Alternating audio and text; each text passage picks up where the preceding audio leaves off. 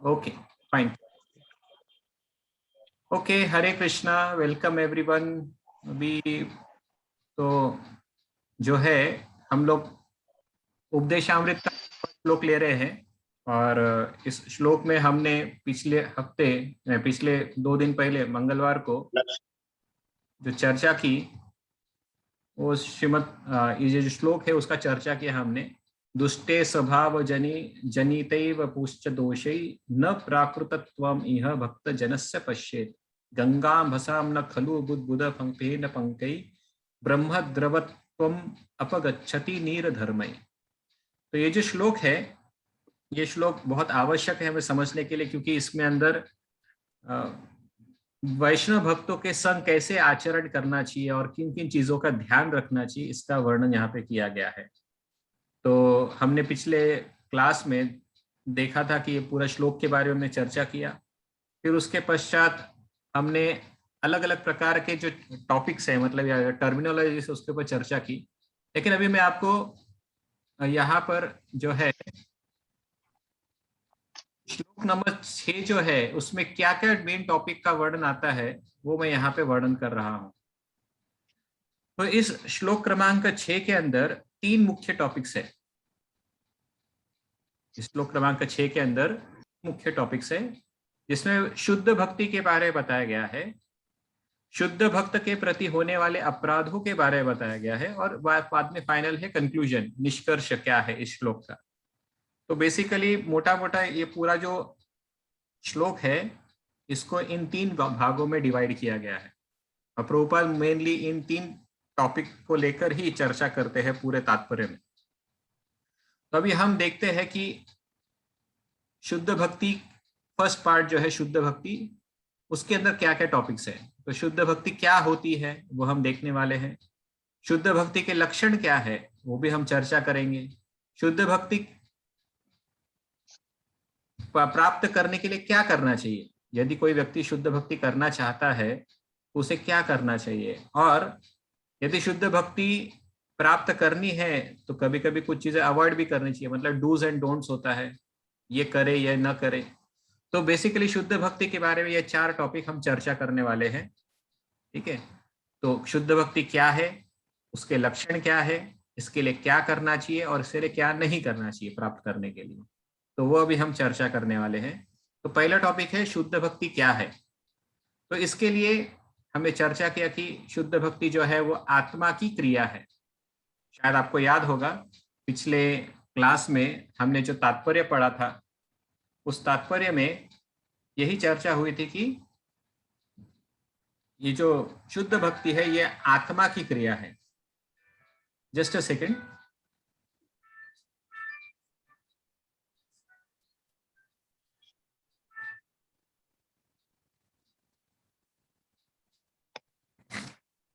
ये आत्मा की क्रिया है शुद्ध भक्ति।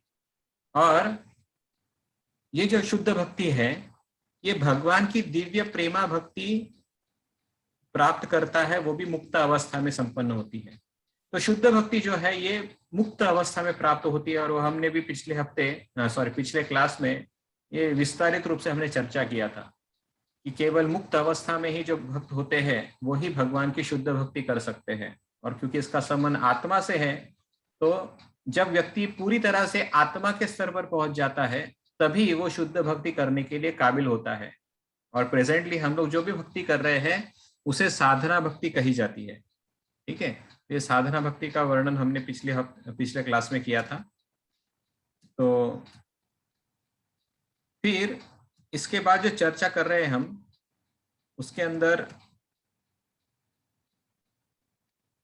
ये शुद्ध भक्ति में हमने देखा, पिछले क्लास में एक श्लोक देखा था हमने, जिसके अंदर भगवत गीता का 14.26वां श्लोक लिया था। माम च व्यभिचारेण भक्ति योगेन सेवते स गुणान् समितित्वान् ब्रह्म भूयाय कल्पते। इसमें हमने पिछले क्लास में सुना कि जो पूर्ण भक्ति में संलग्न रहता है वो ही एक्चुअली शुद्ध भक्त है। हमने अलग अलग भक्त के सिम्टम्स देखे थे। तो भक्त कौन शुद्ध भक्त करता है, या शुद्ध भक्ति किसे कहते हैं, या शुद्ध भक्ति कौन कर सकता है। तो जो पूर्ण भक्ति में संलग्न रहता है वही शुद्ध भक्ति कर सकता है।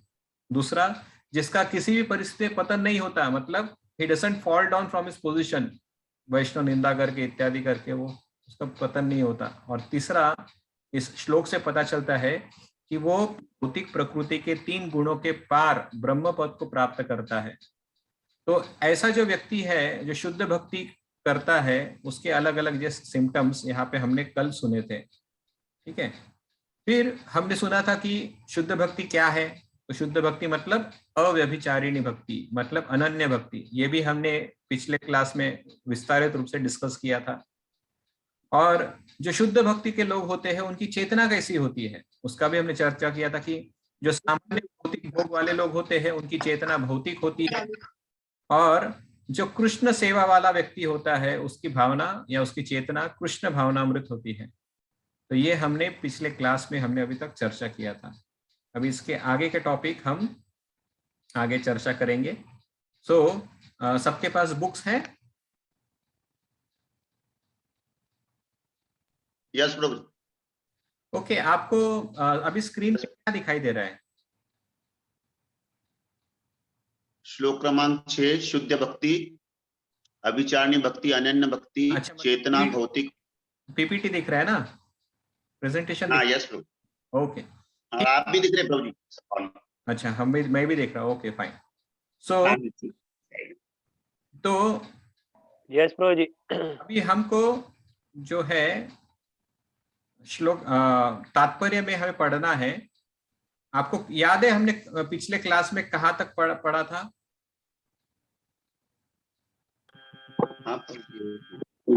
हमारा पहला पैराग्राफ पूरा हो चुका था, नहीं फर्स्ट नहीं, सेकंड पैराग्राफ हो चुका था। अभी तीसरा पैराग्राफ हम शुरू करने वाले हैं।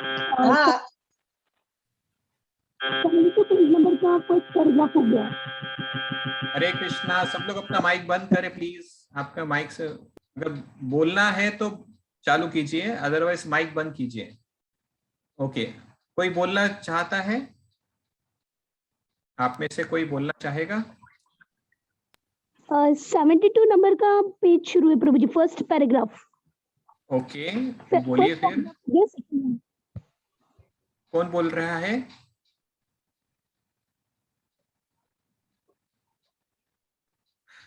हरे कृष्णा प्रभु जी। 72 नंबर का फर्स्ट पैराग्राफ हो गया प्रभु जी, सेकंड से शुरू है। यस, तो अभी पेज नंबर तो मुझे पता नहीं, मेरे इसमें अलग हो सकता है। तो पहले 2 पैराग्राफ हो चुके हैं पढ़ के। अभी जो है हम किसी को शुद्ध भक्त के शारीरिक दोषों की आलोचना के वो पैराग्राफ शुरू करना है। चाहेगा? यस प्रभु जी।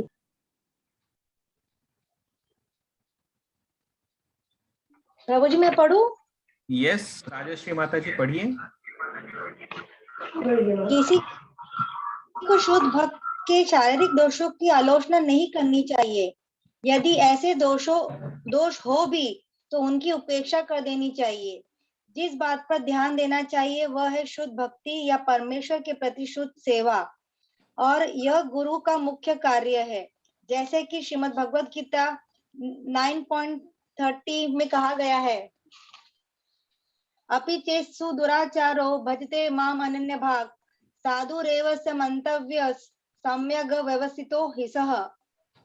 यदि कोई भक्त कभी घृणित कर्म करता प्रतीत हो तभी उसे साधु समझना चाहिए, क्योंकि उसकी वास्तविक पहचान तो यह है कि वह श्री भगवान की प्रेममयी सेवा में लगा हुआ है। दूसरे शब्दों में उसे सामान्य व्यक्ति नहीं समझना चाहिए। ओके माता जी, अभी इसका मतलब समझाइए, इसका क्या मतलब होता है? प्रभु जी, इसका मतलब ये है कि जो शुद्ध भक्त रहता है उसके शारीरिक दोष को नहीं देखना चाहिए। जैसे वो काला है या जैसे बोलते हैं बोलने में प्रॉपर नहीं है, तो वो सब उसका नहीं देखना चाहिए।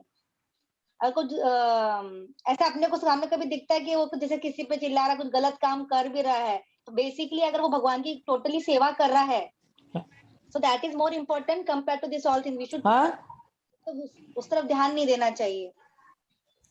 ओके, तो देखिए आपने कहा कि भक्तों के हाँ लागले, आवाज येत नाही, लागले। हरे कृष्णा, कौन बोल रहा है? माइक। लागले आवाज येत नाही पण. ओके, सो बेसिकली आप सबने एक यहाँ पर एक जो प्रश्न आया है, ओके, आज क्या है ना, मैं ये बोलना चाहता हूँ लेकिन क्या इतने सारे चीजें हो रही है। Shubham Prabhu, my request is that you should take over the administration of this thing.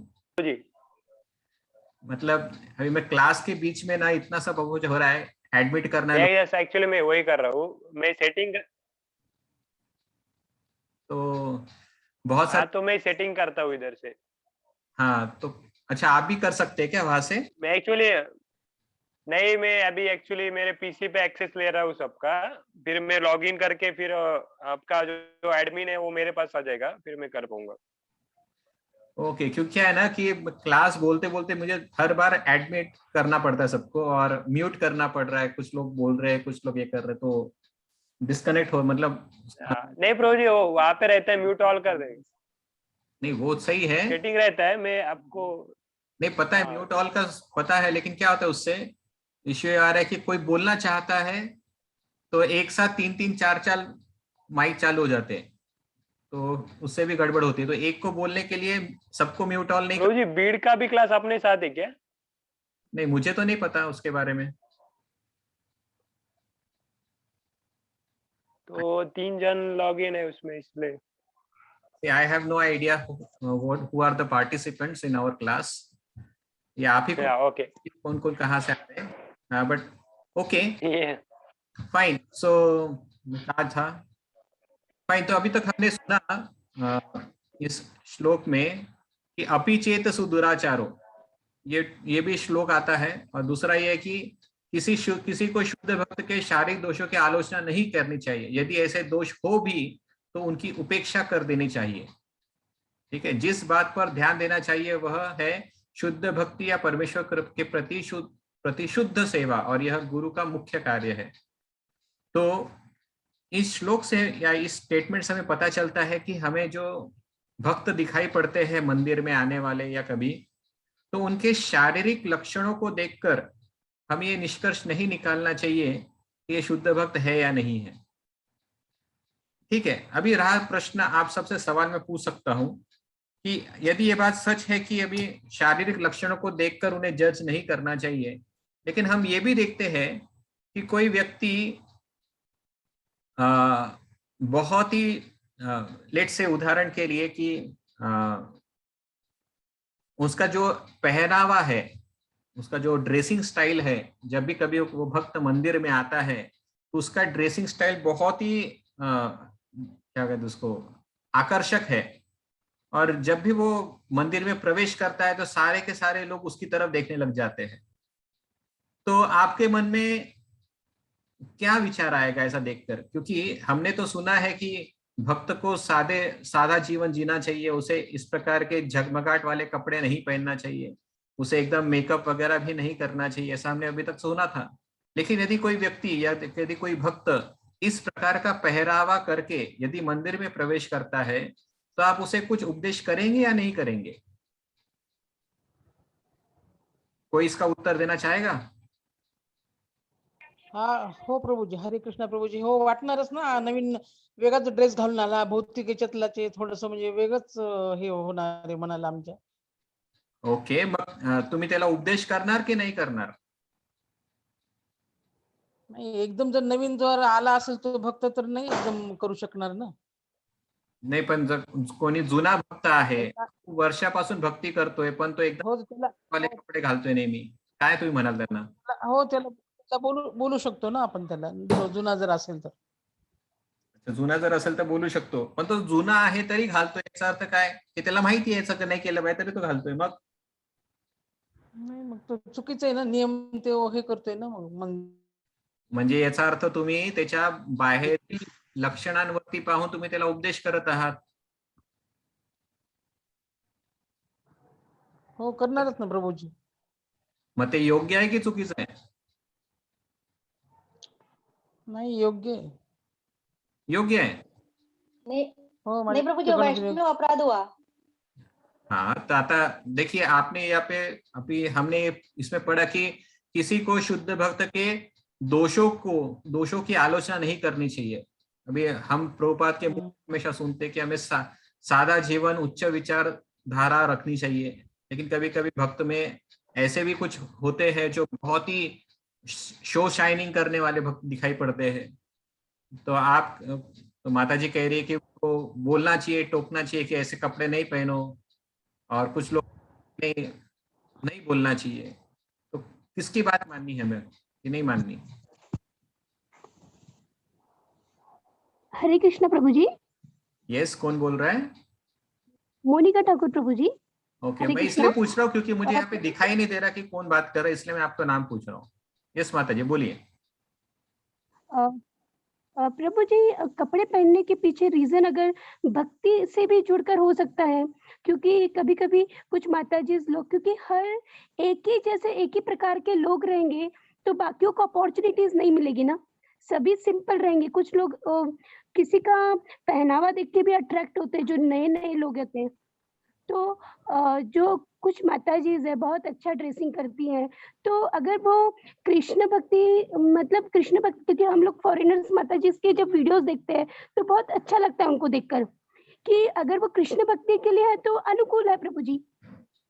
तो और सबका भी तो अलग अलग रहेगा ना, सब एक जैसे कैसे हो सकते हैं? तो वैरायटीज भी तो रहेगा कि अगर समझो एक आधा माताजी बहुत सिंपल रहती है तो कुछ सिंपल लोग हैं वो माताजी को पसंद कर लेंगे, लेकिन बाकी लोग जो है न्यू आए हुए तो वो तो शायद हो सकता है कि मैच ना हो पाए। तो इससे आप ये कहना चाहते हैं कि समाज के एक विशिष्ट प्रकार के वर्ग को भक्ति में आकर्षित करने के लिए कुछ माताजी जिनका टेंडेंसी वो पसंद है प्रभु अच्छे जी, कपड़े क्योंकि पहनना सबका है अलग। वो चल सकता है। और कपड़े भी कैसे है कि जो हमारे जैसे गोपी ड्रेस है, सुंदर तरीके से गोपी ड्रेस पहन के आई है तो कोई प्रॉब्लम नहीं है। भगवान को जो हमारी कृष्ण भक्ति में योग्य है, अयोग्य नहीं। अच्छा, जो कृष्ण भक्ति के लिए योग्य है, अयोग्य न हो वो तो कपड़े नहीं पहनने चाहिए। ऑफ कोर्स, बराबर बात है। लेकिन फिर प्रभु कहते हैं कि हमें सिंपल जीवन जीना चाहिए, ज्यादा एकदम फ्लैश लाइट में या लाइमलाइट में आने वाले कपड़े नहीं पहनने चाहिए। इससे क्या होता है कि लोग कृष्ण को छोड़कर हमारी तरफ ही देखने लग जाते हैं। फिर क्या करेंगे आप?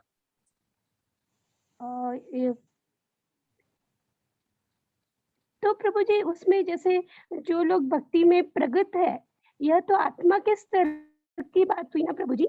जो एकदम न्यू है, जिन्हें कृष्ण भक्ति समझ में नहीं आई, तो वो लोग स्टार्टिंग में तो ऐसे ही रहेंगे, पर जैसे जैसे हमें कंसेप्ट समझ में आ रही है, सिद्धांत समझ में आ रहा है, वैसे वैसे हमारे पहनावे चेंज हो जाएंगे कि जो माता जी फिलहाल अभी ऐसे स्टेज में है, पर धीरे धीरे वो भी तो ऐसे स्टेज में आ जाएंगी। हाँ ठीक है, तो वो दूसरा मैं ये पूछ रहा हूँ कि हमें कैसे, ऐसे भक्त हमें ऐसे लोगों को किस प्रकार से देखना चाहिए, या उन्हें हमें उपदेश करना चाहिए या नहीं करना चाहिए? नहीं करना चाहिए। नहीं करना चाहिए। सब ओके, अपना स्टेज होता है। हाँ, अगर अनवांटेड जो योग्य नहीं है, एकदम जो हमारी कृष्ण भक्ति के मार्ग में कुछ गलत जैसे गलत तरीके के कपड़े, इस तरीके के लिए हमने बोलना चाहिए। जैसे कोई माताजी अगर चुनरी वगैरह नहीं पहनती है, पर फिर भी नए लोगों को तो बिल्कुल नहीं बोलना चाहिए। पर जो अगर कृष्ण भक्ति में अपना ये दिखा रहे, इंटरेस्टेड है, वो भी काफी अच्छे से हमारी उनके साथ बातचीत हो जाए तो ठीक है प्रभु जी कि पर उसके लिए दोनों का यह भी फ्रेंडशिप भी अच्छी होनी चाहिए दोनों माताजी की, और लेवल भी होना चाहिए कि फ्रेंडशिप का दोनों का लेवल क्या है, किस तरह से। ओके, तो आपने कहा कि डिपेंडिंग ऑन द सिचुएशन हमें डील करना चाहिए लोगों के साथ। यस यस प्रभु जी। ओके, अभी मैं आपको एक आप सब, आपके लिए नहीं, अकेले के लिए नहीं, सभी के लिए प्रश्न है। अभी हमने एक विषय निकाला है कपड़ों को लेकर, तो उसी को अभी हम बढ़ाते हैं, बिकॉज कभी कभी क्या रहता है कि इन कपड़ों को लेकर भी कभी कभी भक्त जो है दूसरों को जजमेंट कर लेते हैं, और ये जो चीज है वो सही है या गलत है ये भी समझना बहुत आवश्यक है। तो लेट से इसी की बात करते हैं कि लेट से कोई भक्त जो है बहुत सालों से भक्ति कर रहा है, माता जी भी हो सकती, प्रभु जी भी हो सकते हैं, बट उनका जो रहन सहन है बहुत ही ऐश्वर्य संपन्न है या ऐश्वर्यशाली है। वो है तो ऐश्वर्यशाली भी, they are very much rich, बहुत धनाढ्य लोग हैं, बहुत बड़ा बंगला है, बहुत बड़ी गाड़ी है, और उनका जो रहन सहन है वो भी एकदम हाई क्लास स्तर का है। जब ऐसे भक्त मंदिर में आते हैं तो ऑफ कोर्स उनका जो रहन सहन है, उस रहन सहन के कारण वो सबको अपनी तरफ आकर्षित कर लेते हैं, बिकॉज उनका जो लाइफस्टाइल है, कपड़े पहनने का लो, गहने पहनने का ले लो, ठीक है, अपना स्वयं को प्रेजेंट करने का लोगों के सामने, उसका वो टॉपिक ले लीजिए, तो वो पहले से उनका नेचर है वैसा। तो जब ऐसे भक्त मंदिर में आते हैं और कई सालों से भक्ति कर रहे हैं, कई सालों से 10-12 साल से भक्ति कर रहे हैं, और फिर भी अपना जो रिचनेस है, मतलब जो रिच बैकग्राउंड जो है वो प्रदर्शित हो रहा है उनके द्वारा, तो क्या ये होना चाहिए या फिर उन्हें बताना चाहिए कि प्रभु जी आप इस प्रकार से मानते हैं कि आप बहुत अमीर है, लेकिन मंदिर में आने के पश्चात आपका बर्ताव थोड़ा सादे व्यक्ति जैसा होना चाहिए? क्या हम ऐसा कह सकते हैं उनको या नहीं कहना चाहिए? कौन बोलना? नहीं कहना चाहिए प्रभु जी। राजश्री माता जी। राजश्री माता जी, यस माता जी बोलिए। नहीं, नहीं कहना चाहिए। क्यों? अगर आप बोल रहे हो कि 10-12 साल से भक्ति कर रहे हैं प्रभु जी, अभी अपन बोलते ना कि अपने को अपने प्रारब्ध के हिसाब से अपने को जन्म मिलता है कि अपन कौन से घर में जाते हैं, मतलब धनी निर्धन जैसे भी हो, तो उनका वो लाइफस्टाइल ही वैसा है, तो वो थोड़ा चेंज होएगा। उनकी भक्ति मतलब कृष्ण की तरफ वो क्या कर रहे हैं वो इम्पोर्टेंट है, बाकी सब सेकेंडरी, उसको कोई भी है नहीं। वो उनकी लाइफस्टाइल है, वो वैसा ही, वो शुरुआत से पैदा ही वैसे हुए, तो उनको तुम कैसे अपेक्षा कर सकते कि वो एकदम सिंपल लिविंग पे आए तो बहुत अच्छी बात है, but that is not an requirement नहीं है वो Prabhu ji, according to me. Yes, correct माता जी, very nice, I am very happy with the answer. Correct, आपने एकदम सही कहा कि भक्ति के लिए ये रिक्वायरमेंट है ही नहीं।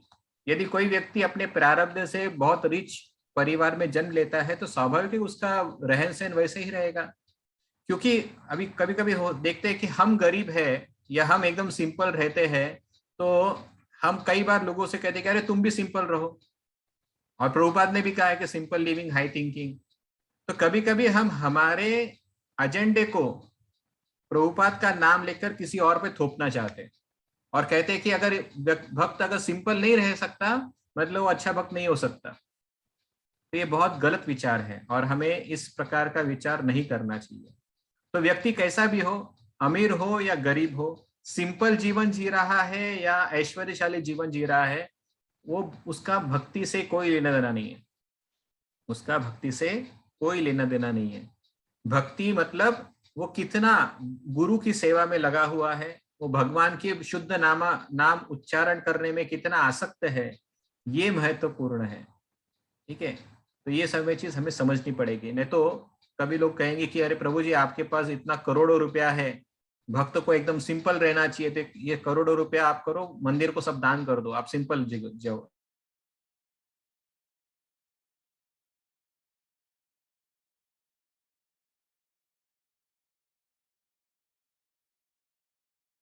प्रभु जी आप म्यूट हो प्रभु गए। जी आप म्यूट हो गए, अनम्यूट हो गए, म्यूट हो गए, sorry. Okay, yes. Shubham Prabhu को यही कह रहा था मैं कि मैं अनम्यूट करने, सबको म्यूट करने जाता तो सबको ही म्यूट हो जाता है, फिर सबका बातें बंद हो जाती है। ठीक है, तो यहाँ पे जो श्लोक है अपि चेत सुदुराचारो, तो इस श्लोक का भी हमें अर्थ समझना चाहिए। यहाँ पे लिखा है यदि कोई भक्त कभी घृणित कर्म करता प्रतीत हो भी तब भी उसे साधु समझना चाहिए। इसका क्या अर्थ हो सकता है प्रभु जी, कोई बोलना चाहेगा इसके ऊपर? यदि कोई भक्त गलत काम करते हुए भी दिखाई दे तब भी उसे साधु समझना चाहिए, इसका क्या मतलब हुआ? हरे कृष्णा। प्रभु जी कभी कभी ऐसा होता है जो हम अनुमान लगाते हैं वो अनुमान हमारा सही नहीं होता है, प्रत्यक्ष जो होता है वो कुछ और ही होता है, इसलिए हमने वो नहीं देखना चाहिए, हमने कुछ उसकी उदाहरण दे भक्ति ही पाएंगे देखनी। आप? गिव सम एग्जांपल ताकि हमें समझ में आए अच्छे से। अब जैसे प्रभु जी, कोई प्रभु जी है या फिर कोई माता जी है, प्रभु जी के साथ जा रहे हैं तो हम लोग कुछ और ही सोच लेते हैं, बट ऐसा हमने नहीं करना चाहिए, हमने यह देखना चाहिए ये यानी प्योर डिवोटी है करके। Okay fine. यदि समझ लो उदाहरण के लिए आपको एक अगर ऐसा प्रश्न आ जाए, यदि आपको कोई ब्रह्मचारी किसी माताजी के साथ रास्ते पर चलते हुए दिखाई दे तो आप क्या समझेंगे उसे?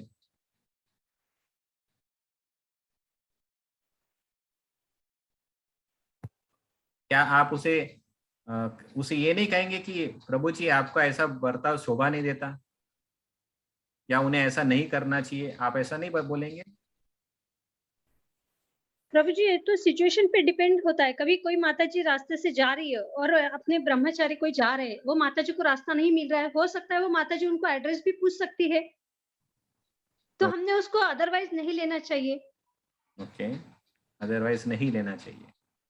यस हाँ, वो एड्रेस भी पूछ सकती है ना कि प्रभु जी रास्ता किधर से है करके।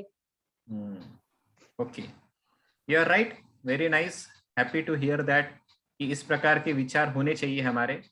अगर केवल बाहरी आवरण को देखकर, यहाँ पे क्या लिखा है ये शब्द महत्वपूर्ण है, यदि कोई भक्त कभी घृणित कर्म करता प्रतीत भी हो, प्रतीत मतलब इट अपीयर्स, मतलब ऐसा लग रहा है कि वो गलत काम कर रहा है, मतलब ये हमें लगता है कि वो गलत है, गलत काम कर रहा है, बट इट नॉट नेसेसरीली कि वो गलत काम होगा।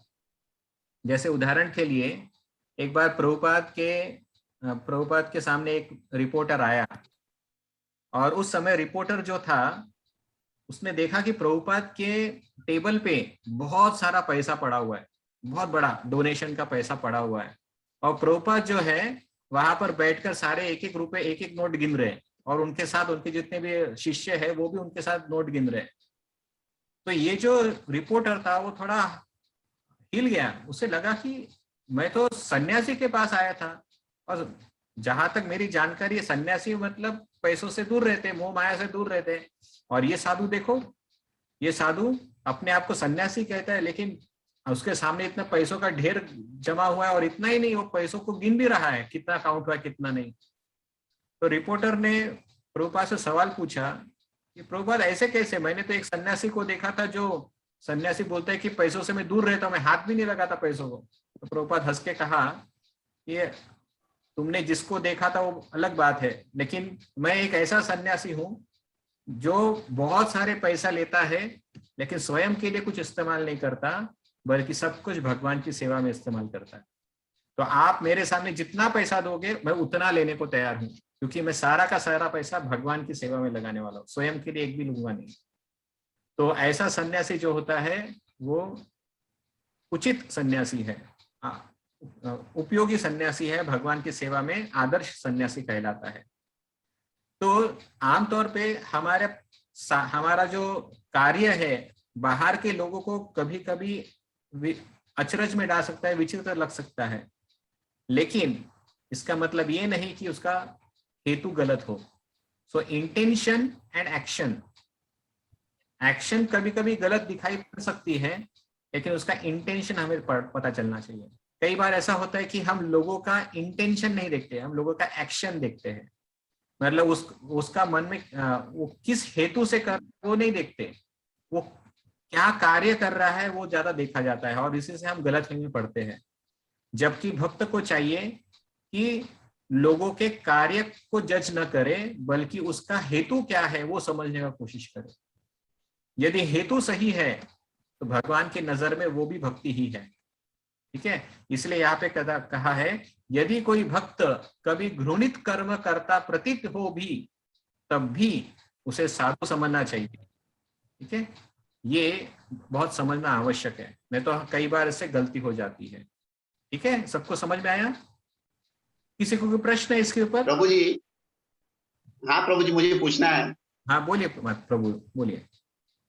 हाँ प्रभु जी, जैसे इसमें लिखा है घृणित कार्य, बोले तो प्रभु जी अभी प्रैक्टिकल जैसे अभी हम जाते हैं मंदिर में, टेम्पल में, तो ऐसा कौन सा हमको ऐसा अनुभव कर सकते हैं कि भाई ये घृणित काम है, ये नहीं करना चाहिए, ऐसा कोई आप बता सकते प्रभु जी एग्जाम्पल घृणित कार्य? ओके, जैसे उदाहरण के लिए कभी कभी कोई भक्त जो है मंदिर में, ऐसा कहा जाता है कि मंदिर में आने के बाद मोबाइल बाहर रख देना चाहिए, मोबाइल पे बातें नहीं करना चाहिए, एक उदाहरण के लिए।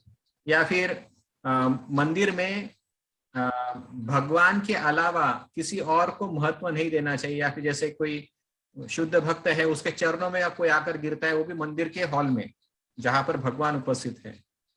तो एक प्रकार से देखा जाए तो वो भक्त के लिए, भक्त ने कोशिश करना चाहिए कि कोई इस प्रकार से उसके साथ बर्ताव न करे। जैसे कोई काउंसलर होता है और काउंसिली है उसका, तो अचानक से काउंसिली मंदिर में आ गया जहां पर काउंसिलर बैठा हुआ है, और अचानक काउंसिली भाव विभोर होकर अपने काउंसिलर के चरणों में गिर पड़ता है, जबकि वो मंदिर टेम्पल हॉल है और भगवान उनके सामने खड़े हैं।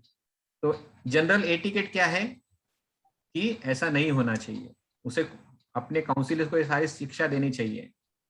तो कभी कभी अन्य जो भक्त है वो उसको चाहिए, अरे ये कैसा काउंसिलर है, उन्होंने अपने काउंसिलर को इतना भी शिक्षा नहीं दी कि ऐसा नहीं होना चाहिए।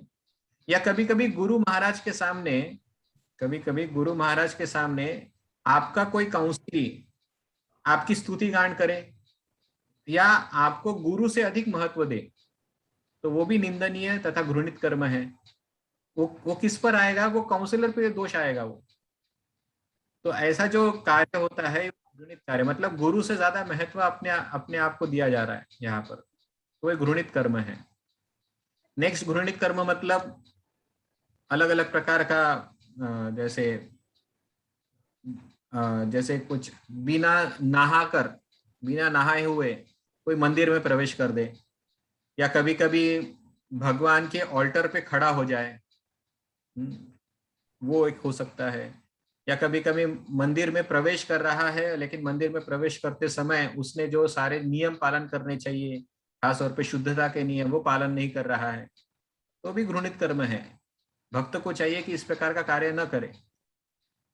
लेकिन ये सब बाहरी आवरण है, और कभी कभी गलती से ये चीज हो भी जाती है, लेकिन इसका मतलब ये नहीं कि वो गलत व्यक्ति है। जैसे प्रभुपाद का एक उदाहरण दे सकते हैं। प्रभुपाद की एक शिष्य थी, मेरे ख्याल से गोविंद दासी, आई थिंक।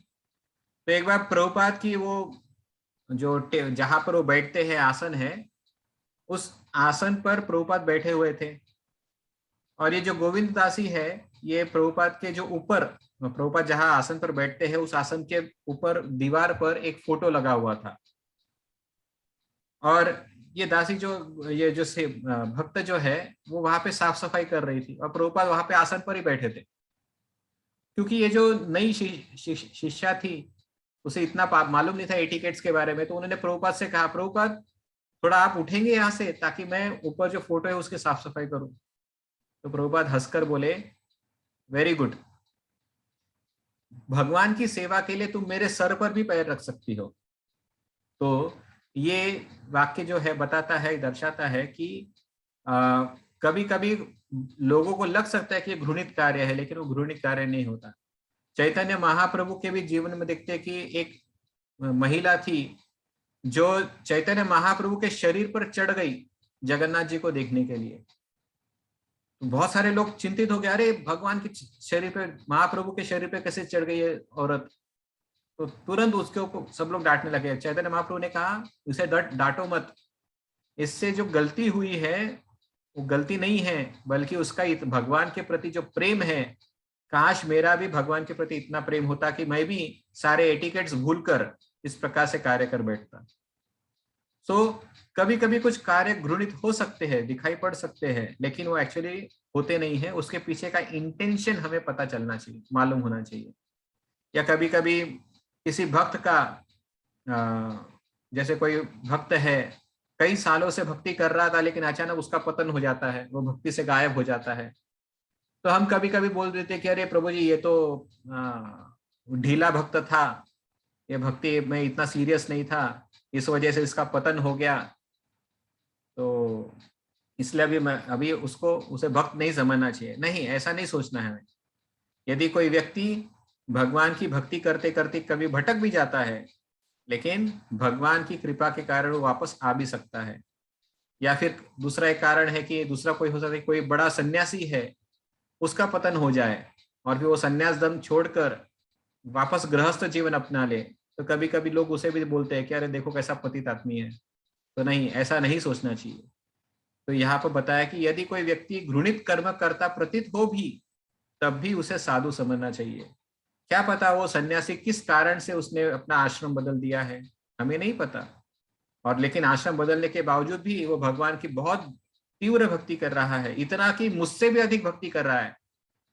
तो इसका मतलब है कि वो साधु ही समझना चाहिए, हमें उससे मार्गदर्शन लेना चाहिए। हमें ये नहीं सोचना चाहिए कि वो पतित हो गया, उसका पतन हो गया, इसलिए हम अभी उससे दूर रहे, ऐसा नहीं सोचना चाहिए हमको। इज दैट ओके प्रभु जी? यस प्रभु जी। आई थिंक बहुत सारे उदाहरण दिए मैंने आपको। हाँ, बहुत सारे उदाहरण। Yes, okay. प्रभु जी, हरे कौन बोल कृष्णा। रहे हैं? हाँ बोलिए। प्रभु जी, हरे कृष्णा। हाँ बोलिए, सुन रहा हूँ। प्रभु जी, जैसे आपने बताया कि कोई सन्यासी का पतन हो जाए, तो अभी जैसे ये संत आसाराम बापू जो थे, तो फिर साधु नहीं समझना है, मतलब वो थोड़ा प्लीज इस पर बताइए प्रभु जी, तब हम कैसे समझे? देखिए, प्रैक्टिकल एग्जाम्पल। सबसे पहले ये समझना कि साधु कौन है, संत कौन है, ढोंगी बाबा कौन है और सही बाबा कौन है, ये पहले हमें क्लैरिफाई करना पड़ेगा। हमें यहाँ से क्लैरिफाई करना पड़ेगा कि वेदर ये जो आसाराम बापू है ये वॉज ए जेन्युइन साधु और नॉट, यहाँ से हमें शुरू होता है। तो हमें इसलिए श्रीमद् भागवत से पहले देखना पड़ेगा। श्रीमद् भागवत में महाराज बलि और शुक्राचार्य का जो संवाद है वो हमें समझना होगा। महाराज बलि ने जब देखा कि शुक्राचार्य जो उसके गुरु है, उनके कुल गुरु है, राक्षस कुल के गुरु है, वो जब शास्त्र के विरुद्ध कार्य कर रहे हैं, शास्त्र के विरुद्ध उपदेश कर रहे हैं, तो बलि महाराज ने तुरंत उन्हें गुरु पद से निकाल दिया या फिर उनको उनका गुरु मानना अस्वीकार कर लिया। तो ये क्या दर्शाता है कि कोई व्यक्ति गुरु के पद में भी क्यों ना हो, लेकिन यदि वो भगवान के उपदेशों के विरुद्ध अगर कोई कार्य करता है, शास्त्रों में दिए हुए उपदेशों के विरुद्ध अगर कोई कार्य करता है, तो ऐसे व्यक्ति का हमें कहते हैं हमें छोड़ देना चाहिए। ऐसे व्यक्ति को उसे गुरु के पद से निकाल देना चाहिए। ठीक है, तो उसी प्रकार से आसाराम बापू के उदाहरण के बारे में हम देख सकते हैं कि वो एक्चुअली गुरु के स्तर पर कभी था ही नहीं। ठीक है, मैं ये नहीं कहता कि वो अभी क्या है कैसा है, लेकिन यदि हम गुरु की पात्रता के बारे में अगर चर्चा करते हैं तो he was not from a bona fide संप्रदाय, वो एक अधिकृत संप्रदाय में से भी नहीं था। दूसरा, उसके जो कार्य हुआ करते थे, ये नहीं कि अभी वो जेल में, इसलिए मैं ऐसा बोल रहा हूँ, जब वो जेल में नहीं था 10 साल 12 साल पहले से पहले भी हम जानते थे कि उसके जो कार्य है ये बहुत ही कमर्शियल कार्य है। तो ऐसा व्यक्ति संत कैसे हो सकते हैं? संत के कार्य जो होते हैं वो भगवत भक्ति का प्रचार प्रसार करने हेतु है। किसी व्यक्ति को कर्म कांड करने में, तुम्हारा घर भला हो, तुम्हारे घर पे शांति हो, ये सब शिक्षा देने में संत कार्य नहीं करते कभी भी। तो कभी वो था ही नहीं उस स्तर पे, संत के स्तर पर। तो इस वजह से उनके लिए ये व्याख्या, उनके लिए ये है, ये लागू नहीं पड़ता है। इज दैट ओके माता जी? यस प्रभु जी, यस। Okay fine. तो अभी हम अगला श्लोक ले। तो अगले श्लोक के लिए मैं रिक्वेस्ट करता हूं लता पडळकर माता जी, है आप? अगला श्लोक नहीं, अगला पैराग्राफ। लता पडळकर हाँ प्रभु जी है। एक मिनट। लता माता जी, आपके आसपास और कोई फोन है? फोन नहीं। देखिए एको आ रहा है किसी का। कोई और अपने ग्रुप में ज्वाइन है आपके साथ में? क्या रहता है कि प्रभु जी है, हमारे प्रभु जी है। हाँ, तो ऐसा कीजिए अलग अलग रूम में बैठिए आप, क्योंकि एक रूम में अगर आप बैठेंगे ना, अच्छा, तो आता है, आवाज आता है ऐसे। अलग ठीक है, अलग ठीक है। आप। हाँ हाँ। ओके माता जी, अभी आप अगला पैराग्राफ पढ़िए पुस्तक में का, शुद्ध भक्त भले ही ब्राह्मण, वो उधर से स्टार्ट कीजिए।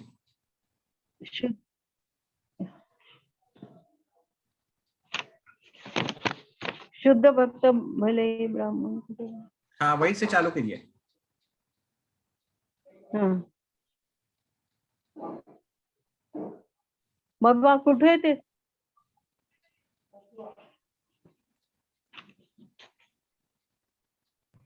पेज नंबर 73 पे माता जी।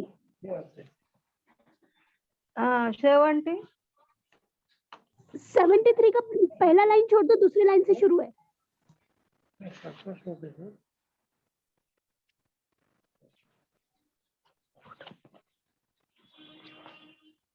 कृष्ण का पवित्र नाम चरित्र लीलाए तथा नहीं कार्यकाल। नहीं माता जी, शायद आप क्लास में देर से आई। Okay, I request Bharti. नहीं प्रभु जी, मेरे पास। हाँ ठीक है, भारती भालेराव माता जी, क्या आप पढ़ सकते हैं चौथा पैराग्राफ?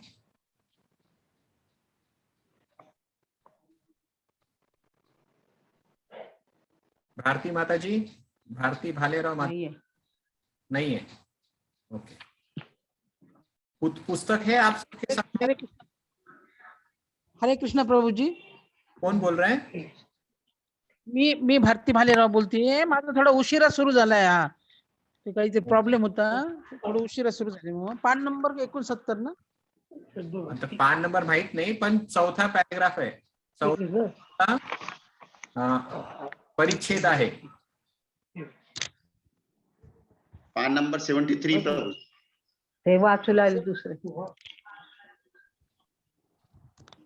अरे प्रभु जी मी वाचू? कौन बोलते हैं?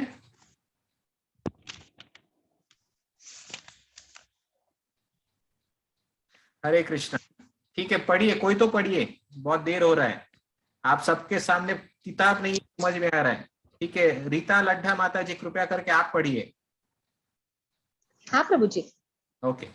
शुद्ध भक्त भले ही ब्राह्मण या गोस्वामी परिवार में न जन्मा हो, किंतु यदि वह भगवान की सेवा में लगा रहता है तो उसकी उपेक्षा नहीं करनी चाहिए। वास्तव में जाति या वंश परंपरा जैसी भौतिक बातों पर आधारित गोस्वामी परिवार नहीं हो सकता। गोस्वामी उपाधि तो शुद्ध भक्तों का एकाधिकार है। इस प्रकार हम 6 गोस्वामियों की बातें करते हैं, जिनमें रूप गोस्वामी तथा सनातन गोस्वामी प्रमुख है। वे एक प्रकार से मुसलमान बन चुके थे, अतः उन्होंने अपना नाम दबीर खास तथा साखर मल्लिक रख लिया था। लेकिन श्री चैतन्य महाप्रभु ने स्वयं उन्हें गोस्वामी बनाया, अतः गोस्वामी उपाधि वंशागत नहीं है। गोस्वामी शब्द उस व्यक्ति का सूचक है जो अपनी इंद्रियों को वश में रख सके, जो इंद्रियों का स्वामी हो। भक्त इंद्रियों के वश में नहीं होता, वह तो इंद्रियों का नियामक होता है। फलस्वरूप उसे स्वामी या गोस्वामी कहा जाना चाहिए, भले ही वह गोस्वामी परिवार में उत्पन्न न हुआ हो। ओके, बस आगे पढ़ूं प्रभु जी? नहीं, इतना बता दीजिए, इसमें क्या समझ में आया आपको और इसमें क्या क्या बातें बताई गई है? इसमें यही बोला है प्रभु जी कि गोस्वामी का मतलब जैसे इंद्रियों को इंद्रियों का स्वामी है, जैसे तो उनको इंद्रियों को वश में रखना चाहिए, क्योंकि कैसे इंद्रियों को अगर अपन वश में नहीं रखते हैं तो अपने जैसे इच्छा जो भी बढ़ती है तो वो वश में ना रहे तो अपनी इच्छा भी बढ़ती है। तो अपने को जैसे इंद्रियों को वश में रखना चाहिए। और इसमें और क्या क्या चर्चा हुई है माता? प्रभु जी उसमें जो जो आया है, जैसे गोस्वामी को वो जो दबीर खास साकर मल्लिक जो ये मोमेडियन का जो दिया है, तो वो नहीं समझा प्रभु जी मुझे। Okay fine. अच्छा, तो गोस्वामी, अच्छा ठीक है, वो मैं बताता हूँ, लेकिन उससे पहले आपने जो पढ़ा है उसके ऊपर एक प्रश्न है कि इधर लिखा है शुद्ध भक्त भले ही ब्राह्मण या गोस्वामी परिवार में न जन्मा हो, किंतु यदि भगवान की सेवा में लगा रहता है तो उसकी अपेक्षा नहीं करनी चाहिए, इसका क्या मतलब होता है? शुद्ध भक्त भले ही ब्राह्मण या गोस्वामी इसमें जैसा है, एक कहा है कि अगर गोस्वामी परिवार में जैसा जन्मा नहीं हो, लेकिन अगर वो शुद्ध भक्ति करता है तो उनकी अपन ने जैसे उपेक्षा नहीं करना चाहिए। शुद्ध भक्ति अगर कोई करता है तो हमें उसे क्या समझना चाहिए? क्या उसे भी हमें गोस्वामी समझना चाहिए कि साधारण भक्त समझना चाहिए?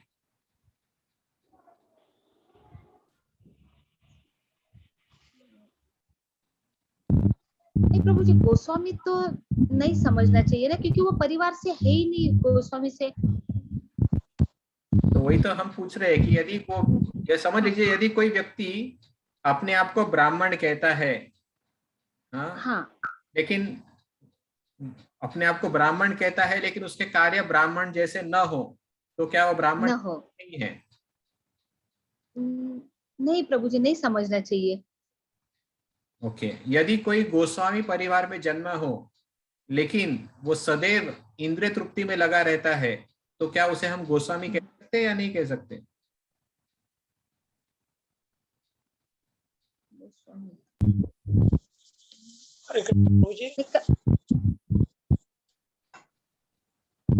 माता जी, रीता लड्डा हाँ प्रभु जी, प्रश्न समझ में आया? हाँ हाँ हाँ हाँ प्रभु जी।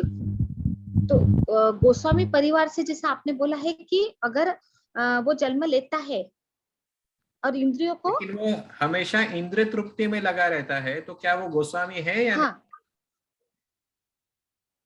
तो क्योंकि प्रभु जी जैसे गोस्वामी का मीनिंग ही जैसे इंद्रियों का स्वामी है। तो उन्होंने, मैं लड्ढा माता जी पहले बोलेंगी, बाद में फिर बाकी अन्य भक्त बोल सकते हैं। यस माता जी, मैं वेट कर रहा हूँ आपकी। अगर हाँ हाँ प्रभु जी, अगर इंद्रियों को वश में करते हैं प्रभु जी वो, तो ही हमने उनको ये समझना चाहिए गोस्वामी। ओके। यदि किसी का सरनेम गोस्वामी है तो क्या वो गोस्वामी हो सकता है क्या? नहीं प्रभु जी, नहीं प्रभु जी। ओके। यदि कोई कुलकर्णी देशमुख परिवार से है तो क्या वो ब्राह्मण है? नहीं, ऐसा ऐसा नहीं हो सकता ना। अच्छा, ऐसा नहीं हो सकता, लेकिन ऐसा हो भी हाँ प्रभु जी, लेकिन ऐसा हो भी सकता है, वो हो भी सकता है ब्राह्मण, कि नहीं हो सकता?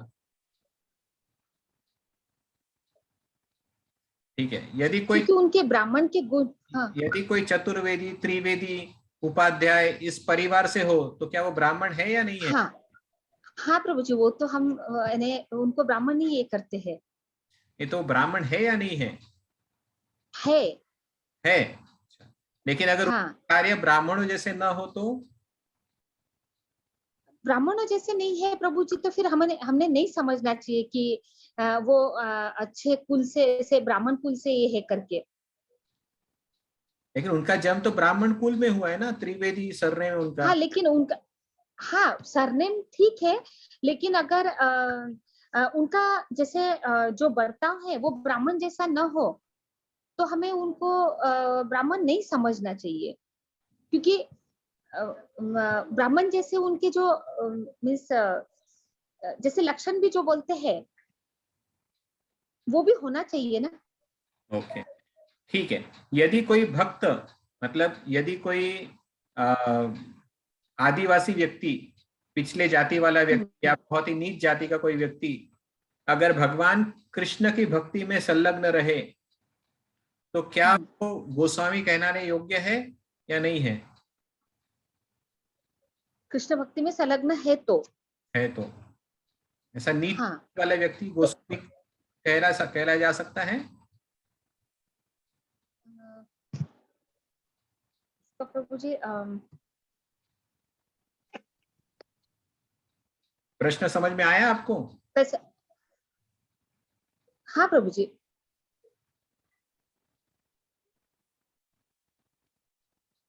बोलिए, मैं वेट कर रहा हूँ। हाँ समझ सकते हैं प्रभु जी। Okay fine. तो इस्कॉन सोसाइटी में कभी कभी ब्राह्मण दीक्षा दी जाती है, आप जानते हैं इस बात को? हाँ हाँ। ओके, तो ब्राह्मण दीक्षा किसको देनी चाहिए और किसको नहीं देनी चाहिए?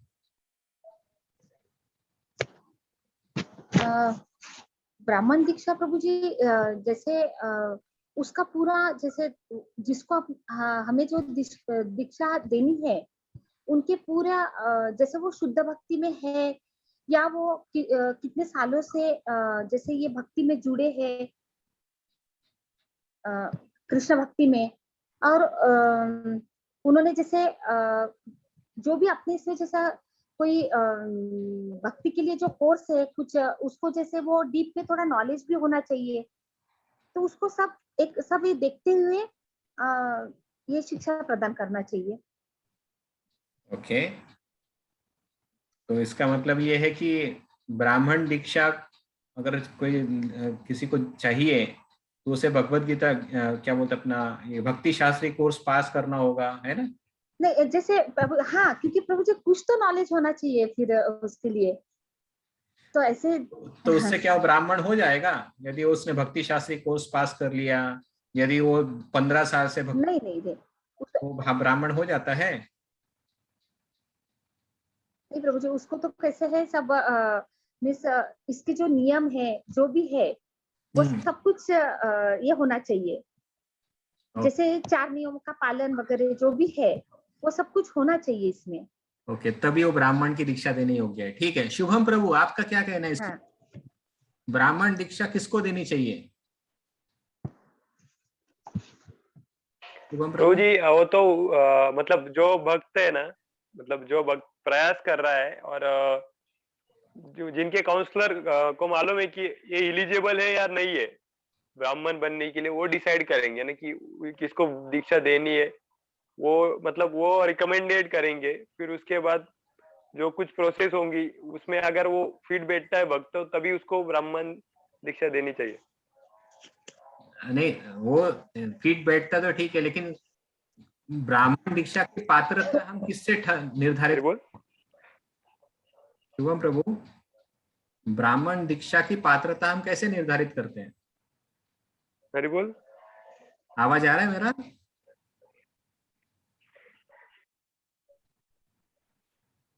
हरि बोल। शुभम प्रभु, मेरा आवाज आ रहा है? हाँ प्रभु जी, हाँ मेरा आ रहा है। मेरा आवाज आया प्रभु जी? यस, आपका आवाज आ रहा है, बोलिए।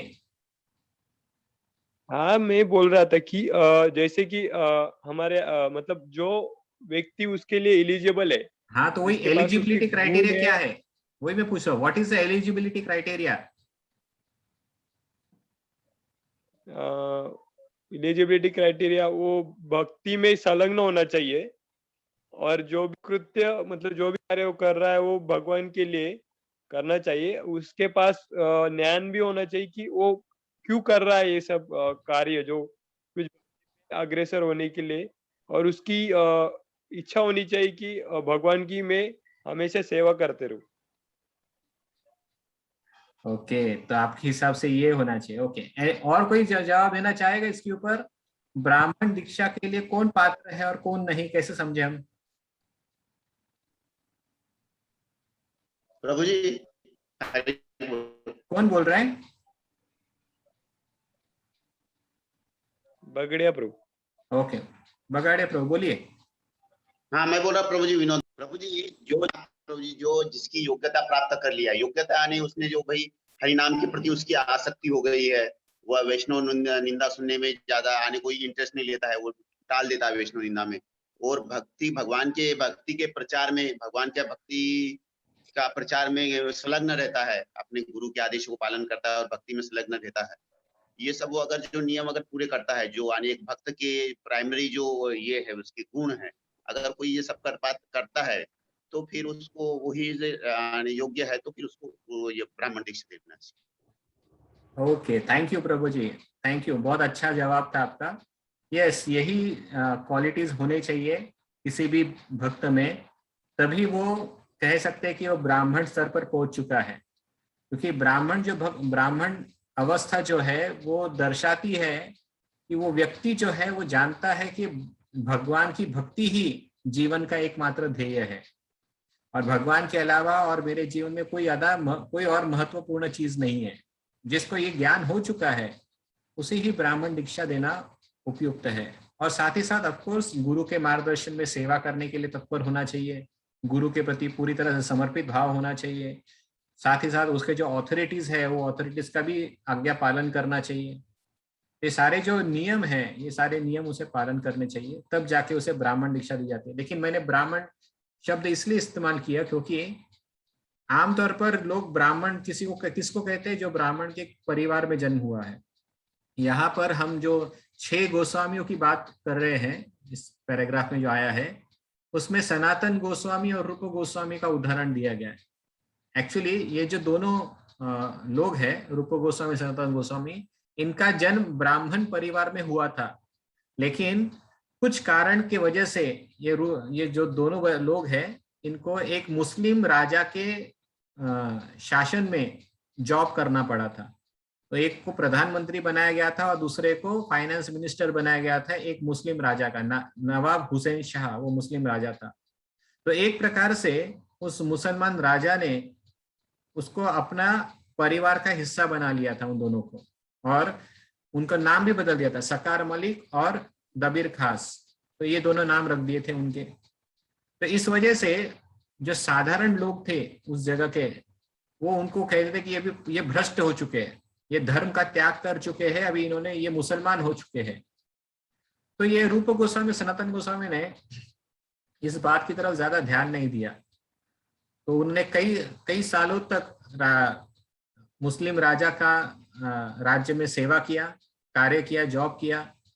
और बाद में जब उनकी भेंट चैतन्य महाप्रभु के साथ हुई और चैतन्य महाप्रभु ने देखा ये जो दोनों लोग हैं ये दोनों के दोनों बहुत ही उत्तम भक्त स्तर के भक्त है और उनका जो शुद्धता है वो भी बहुत अच्छा है, तो तुरंत उन्होंने चैतन्य महाप्रभु ने उनका नाम बदल दिया और सनातन गोस्वामी का जो सकार मलिक है उनका नाम सनातन गोस्वामी रखा और जो दबीर खास है उसका नाम रूप गोस्वामी रखा। तो यहाँ पर हम देखते हैं कि यदि कोई म्लेच्छ जीवन में भी रहा हो, म्लेच्छ जाति में भी रहा हो अपने जीवन का कोई भाग, लेकिन यदि वो व्यक्ति भक्ति के शुद्ध लक्षण प्रकट करता है तो ऐसा व्यक्ति गोस्वामी के पद को भी प्राप्त कर सकता है। तो ये सब पद है, गोस्वामी, ब्राह्मण, क्षत्रिय, वैश्य, शूद्र, ये क्या है? ये पदवी है। इसका ये जन्म के आधार पर नहीं होता, ये हमारे कार्य तथा गुणों के आधार पर होता है। जैसा हमारा कर्म होगा, जैसे हमारे गुण होंगे, उसके अनुसार ये वर्ण निर्धारित होते हैं। तो जन्म के आधार पर कभी भी ये निर्धारित नहीं होते। तो इस वजह से शुद्ध भक्त को कभी भी, मतलब शुद्ध भक्त यदि शारीरिक दृष्टिकोण से यदि वो कैसा भी क्यों ना हो, हमें उसके शारीरिक व्यंगों को न देखकर हमेशा उसके भक्ति को देखना चाहिए।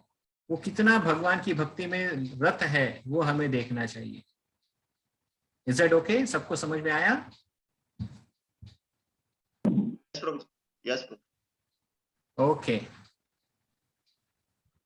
तो अभी दूसरा मैं भक्त से पूछूंगा, नेक्स्ट पैराग्राफ हम पढ़ेंगे और इसको पढ़ने के बाद हम रुक देंगे। हीरामन पाटिल जी आप हैं पर? हीरामन पाटिल जी,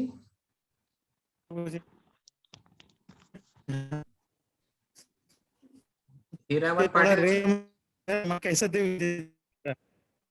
ओके, आपका रेंज में नहीं है, ठीक है, नो प्रॉब्लम, नो प्रॉब्लम। वाचो प्रभु जी, वाचो तुम्ही। कौन बोलते हैं? भारती भालेराव। ओके, भारती भालेराव माता जी तुम्ही वाचा। तुम्हाला माहिती आहे कुठून वाचायचंय? या हो, आता समजलं समजलं। येस येस, वाचा मग। या हरे कृष्णा, या सिद्धांतानुसार जे गोस्वामी श्री नित्यानंद प्रभूंचे आणि श्री अद्वैत प्रभूंचे वंशज आहेत ते भक्त निश्चितच आहेत, परंतु जे काही भक्त इतर कुटुंबातून आलेले आहेत त्यांच्याशी भेदभाव केला जाऊ नये। खरोखर भक्त पूर्वाचार्यांच्या वंशातील असोत किंवा साधारण कुटुंबातील असोत, त्यांना समान वागणूक दिली गेली पाहिजे। एखाद्याने अरे हे तर अमेरिकन गोस्वामी आहेत असे म्हणून त्यांच्याशी भेदभाव करू नये किंवा हे नित्यानंद वंश गोस्वामी आहेत असाही विचार करू नये. कृष्ण भावना आंदोलनातील अमेरिकन वैष्णवांना आम्ही गोस्वामी पद प्रदान केल्यामुळे आमच्या विरुद्ध छुपा विरोध दिसून येत आहे.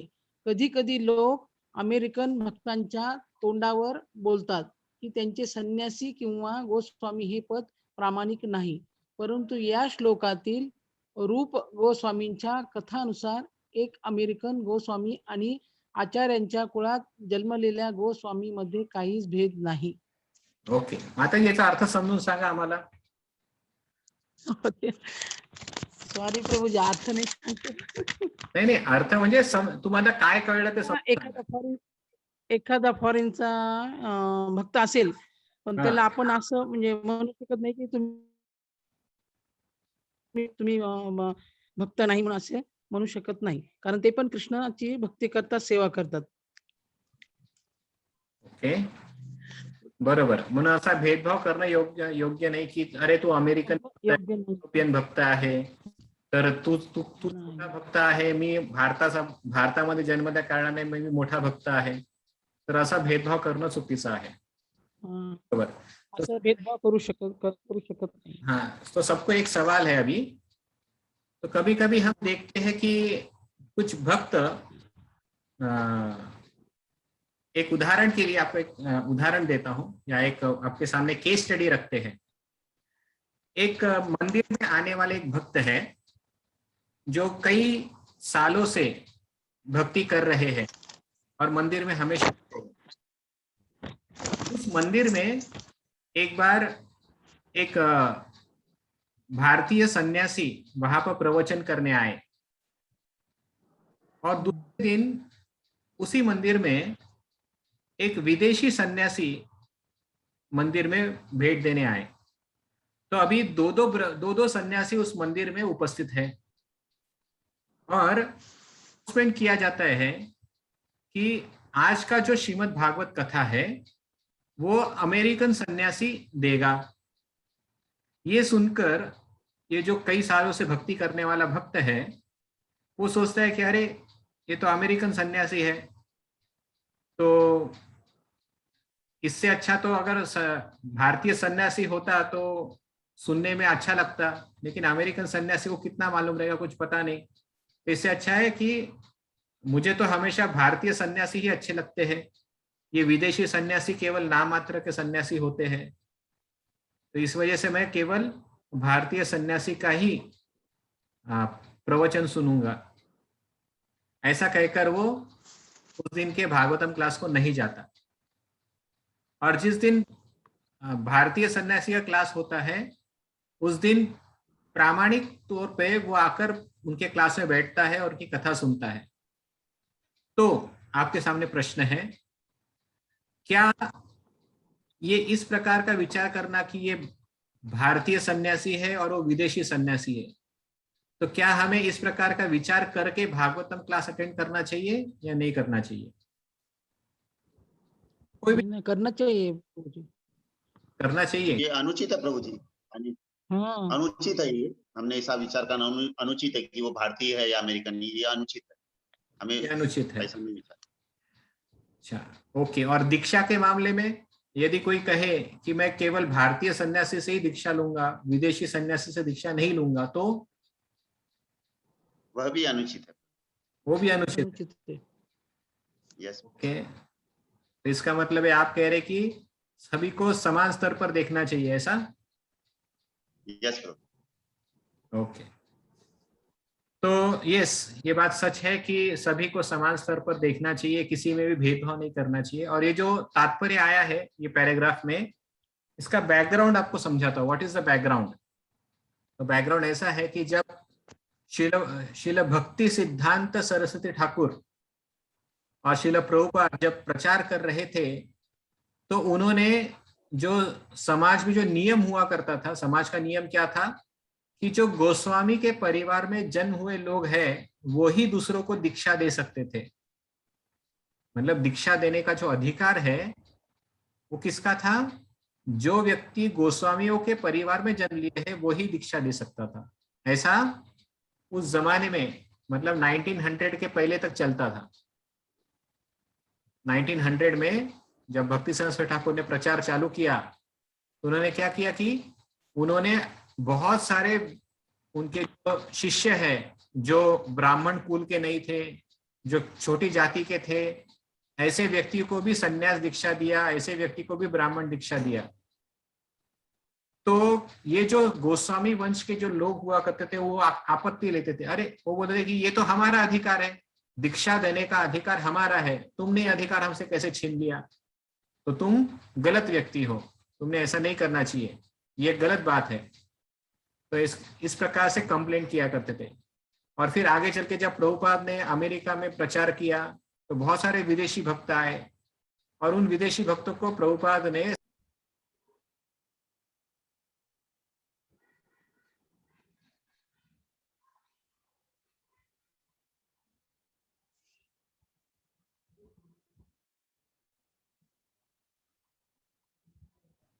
हरे कृष्णा, मेरा आवाज आ रहा है सबको?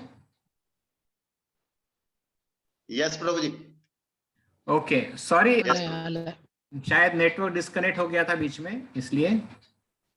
स्टोरी बता रहा था कि प्रभुपाद के समय पर बहुत सारे प्रभुपाद के शिष्यों को प्रभुपाद ने संन्यास दीक्षा दिया था और ब्राह्मण दीक्षा भी दिया था। और इतना ही नहीं, उन्होंने प्रभुपाद ने तो महिलाओं को भी ब्राह्मण दीक्षा दी थी।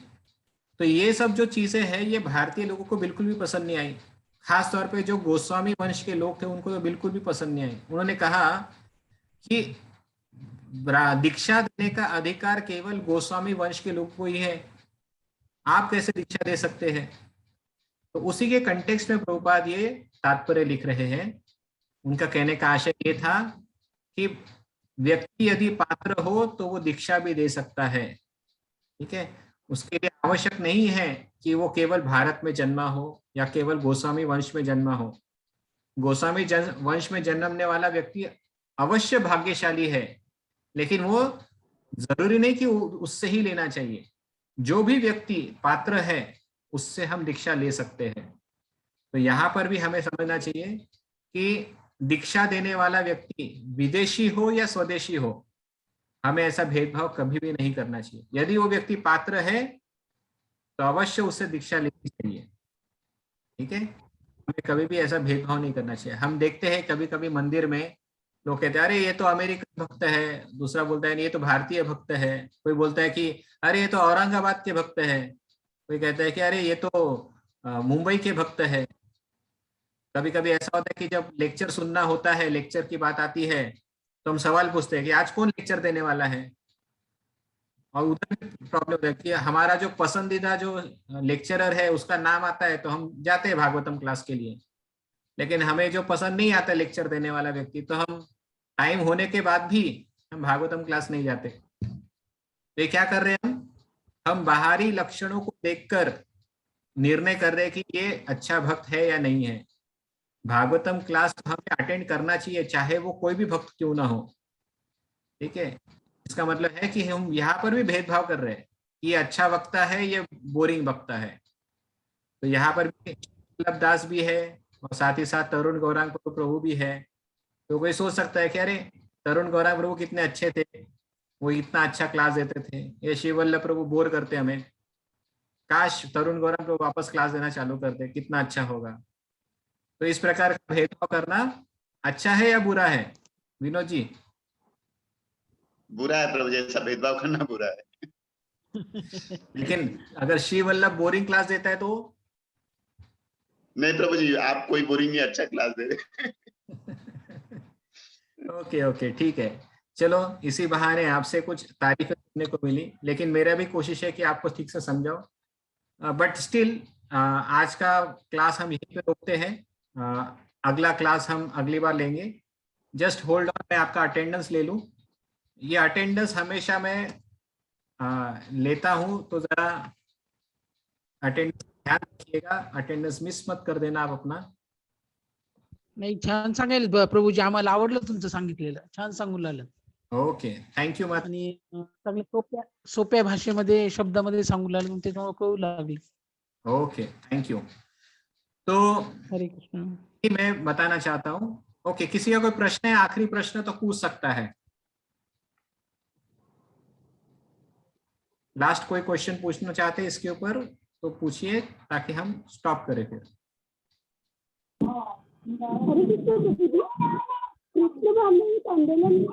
आपका आवाज ठीक से नहीं आ रहा है माता जी। हरि बोल, आपका आवाज ठीक नहीं आ रहा है।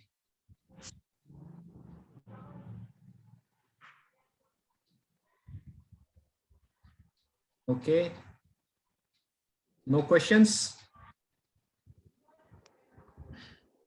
ठीक है। So thank you very much, आपका बहुत बहुत धन्यवाद कि आपने इतना कीमती समय निकाला। आशा करता हूं कि आप सब लोग हमेशा ऐसे ही टाइम पर आते रहेंगे। ओके, कोशिश कीजिए कि आप सभी लोग उपस्थित रहे। कोई प्रश्न रहता है आप कभी भी मुझे कॉल कर सकते हैं, फोन करके पूछ सकते हैं, क्योंकि मैं देखता हूँ कि इतना ज्यादा लोग हैं हमारे ग्रुप में, तो कभी कभी पर्सनल क्वेश्चंस नहीं पूछे जा सकते। कभी कभी चिंता होती है, आपत्ति होती है कि मैं कैसे ये सवाल पूछूं। तो आप पर्सनली भी सवाल पूछ सकते हैं, आप मुझे फोन करके, मेरा नंबर अपने ग्रुप में है, आप कॉल करके मुझे फोन करके पूछ सकते हैं, ठीक है।